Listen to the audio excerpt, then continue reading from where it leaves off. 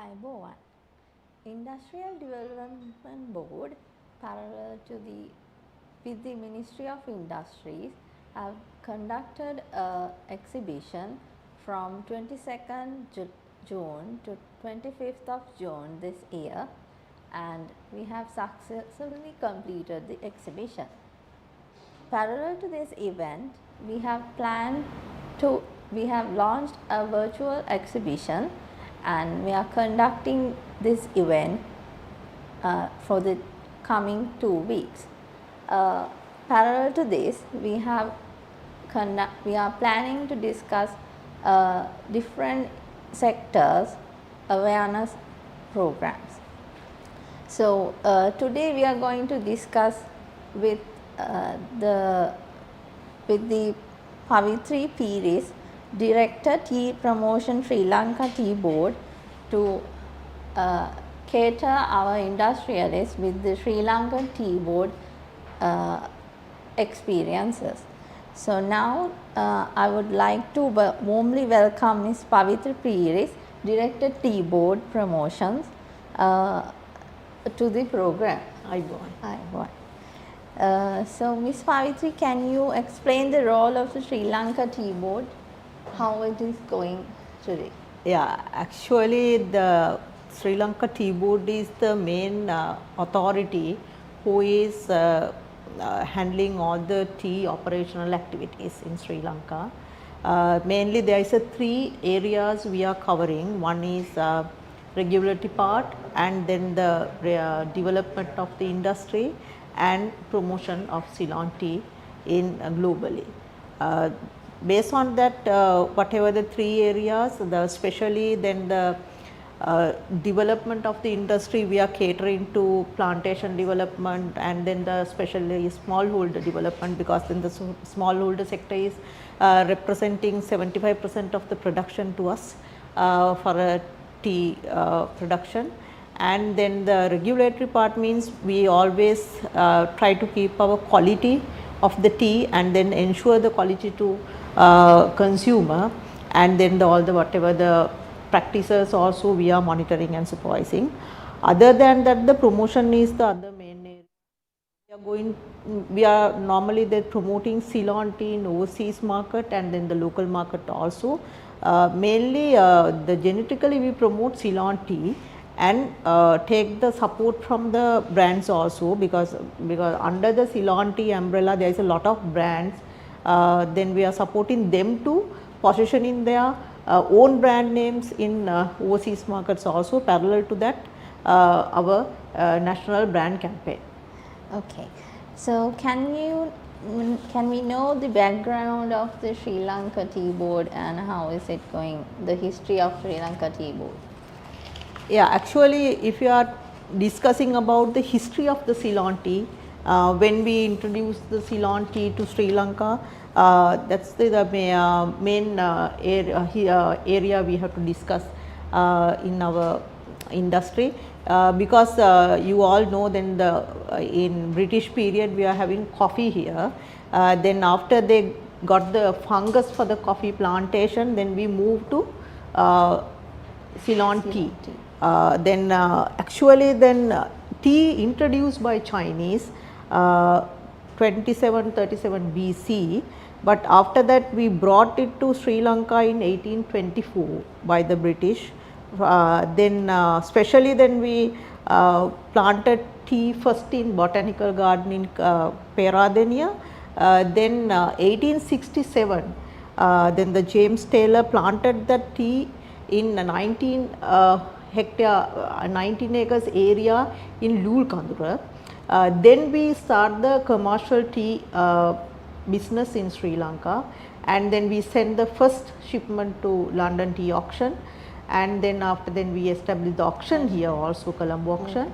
That is a process we started our tea industry in Sri Lanka. Okay. So what type of trends are having by Sri Lankan tea industry today? Type of strengths are having, like right, okay, strengthens, because then the strengthens means then at the moment normally we are producing 300 million kilos per annum in the country, and exporting around 95% of the teas to overseas market. Then the market, if we are talking about the market wise also, we are reaching more than 150 countries at the moment for Ceylon tea shipments. Then other thing is nearly 90 to 95% tea production sale through the public auction system. It is one of the strength we are having, and then we are maintaining supply and demand market structure for Ceylon tea at the moment. And other thing is, if you are talking about, then normally then our revenue 1.5 billion, but then whatever the last 3 years period, due to that the COVID and then the some policy decisions and everything, then we earned last year 1.27 billion USD. The whatever the amounts I am referring to, the USD amounts, those are the background of the whatever the strengthens and then the capacity of the industry. Then other thing is, then we are getting we are practicing all the sustainability practices in the industry, because we introduced reasonable price formula for all the farmers. They are getting their farming price, the tea kilo they get from the auction price, the formula like 32 to 68. 32 will go to factory, and then the 68 will go to the farmer. That is the way we are going to trickle down the whatever the prices get from auction to farmer. Okay, so we know that Sri Lanka has different type of regions, right? So can you explain the agroclimatic tea growing regions in Sri Lanka and how you grade them in Sri Lankan? Yeah, mainly the Sri Lankan tea growing areas we break for three levels. High grown, mid grown and low grown. Then normally then we are having 19% teas from the high grown at presently, and then the 32% from the mid grown and 49% from the low grown area. If you are considering as whatever the hectares we are already maintaining as a tea gardens, 221,000 hectares we are maintaining as a tea gardens in Sri Lanka. On that basis, then we can see 7 regional areas. 7 regional means then depending on the sea level to mountain levels. When we are talking about the high grown, it above 4,000 feet above level, then we are talking about as a high grown. Then under that high grown there is a 4 regions. Then the Nuwara, Udapussalawa, Uva and Dimbula. And then all these 4 regions we are getting different type of teas. Those teas are different color. There is a color we can see the differences, and then the aroma and taste. All the characters we can see the differences from this. So they have different values when it's depending on the because actually then it depending on the taste of the consumer, because some are like light teas, some are like strong teas, some wants to be the balanced teas, some are using tea with sugar, some are using tea with milk, and the flavors flavors also. On that basis, then the price and then the all the factors also depending on the consumer choice. Then other than the medium grown means the candy area, and then the low growns means the Sabaragamu and Ruhuna.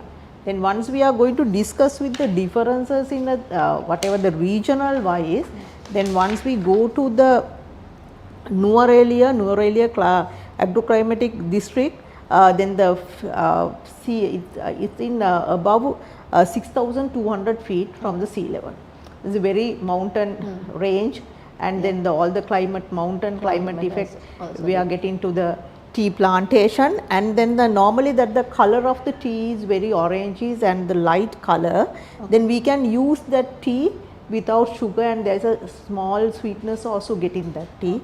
That type of smoothie and then the very slight feel we can get from the Nuwara teas. That is a specialty for the Nuwara.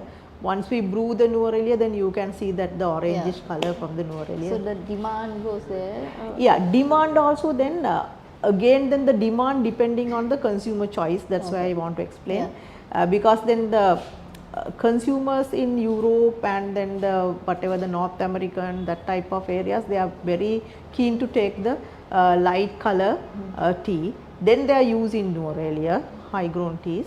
Then I will explain once I move into the other regions also how they are using.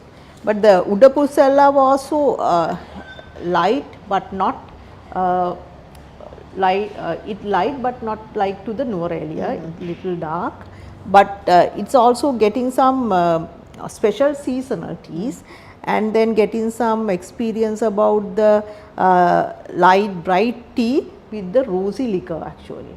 Then if you are brewing it, then you can see then what is the differences in the color cups, then we can display it whatever the differences in the color cups also. Then if we move to the other regions, then we can see the Uva, and then after that then the Dimbula. Then Dimbula is the region which is getting color like quality, it means produced in ranges of teas, full body flavor. It means then you can use Dimbula with tea, milk, or then without milk also. That is why then a very dedicated light fragrant color then you can see from the Dimbula. Normally then in Sri Lanka also most of the people using Dimbula teas. So Sri Lankan productions mostly those. Not only for the Sri Lanka, actually Sri Lankan production is very low, because then our consumers are only for the whatever the population is less, that is why then only we are using 5% to 3% percentage from the total production. Normally then the 95% we are exporting.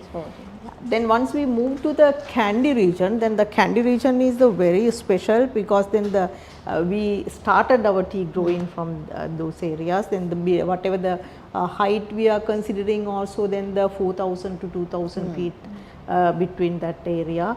Then you can see the color also, then the mid grown teas, the full body strong characters you can see, and when prepared it gives the deeper red color, right. Okay. That is why then the specialties, yes. Then once we then we can move to the low grown teas. There is two regional areas representing by low grown, especially for the Sabaragamuwa, and then the other one is the Ruhuna, then the strong tea. The normally then Ruhuna low growns are using by Middle East countries, and then the Russia CIS countries also using especially, and then the very suit for the with milk also. So can you explain the annual tea production and auction price trends in this last decade? If you are talking about the annual tea production, then 2011 reported 327.5 million tea production, and it come for the highest level in 2013. 340 million kilos, and after that there is some decrease we can see, because the peak is 340, then after that we can see the decreases in last especially for the last 3 years due to the COVID and then the lack of fertilizer issue, fertilizer, then there is going down, and then last year reported 251.5 million kilos in last year. Then once auction price, especially then the auction price depending on the supply and demand, but I will talk about the auction price in USD rates. Then if you are considering in 2011 it was $3.25 per kilo, and now then the last year 2022 end it's increased to the 3.87. Yes, because due to that whatever the drop in the production, then again the demand is going high, and then the price also goes up. That's a good news. Okay, so what are the unique sales points in Ceylon tea and health benefits? Yes, normally we are promoting Ceylon tea, we are discussing 7 points, 7 unique sales points, because special areas we have to mention in our Ceylon tea. Then especially then the number one point is our tea get from hand picked. Okay. Normally we are calling pluckers, tea pluckers. Yeah. They are pick the leaf, tea leaves from the tea plant. Then they select whatever the tea leaves, correct tea leaves, 2 leaves and 1 bud. That's why then the specialty is, once we are doing this activity manually, then we selected accurate, we maintain the accuracy of the plucking tea leaves. That is the main reason we are maintaining. Now then the industry is 157 years old as a commercial product. We maintaining that quality and the standards, and then the every cleanness and everything based on whatever the foundation and base is there, we maintain the accuracy of the selection of the leaves. That is one point, first point. And then we move to the next point is, I already explained the diversity. Diversity means now we are getting 7 type of teas in Sri Lanka based on the regional diversity. That is the other specialty we are promoting in our unique characters in our tea. Other thing is the orthodox tea production, because the orthodox is our production method. Then Sri Lanka still protect the whatever the conventional orthodox practices manufacturing for manufacturing process. That is one of the unique method for producing method. And then the CTC also we producing, because the production, if you are taking up the amount of the production, because we are producing 90% orthodox tea and another 8 to 9% from the CTC tea.